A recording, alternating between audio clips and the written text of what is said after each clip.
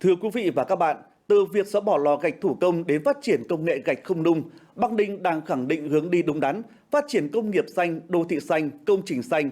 Mỗi viên gạch không nung không chỉ góp phần xây nên những công trình vững chãi mà còn góp phần xây dựng một tương lai bền vững, thân thiện với môi trường. Và từ đây, tạp chí Kinh tế tuần này của báo và phát thanh Truyền hình Bắc Ninh cũng xin được khép lại. Cảm ơn quý vị và các bạn đã quan tâm theo dõi. Xin kính chào tạm biệt.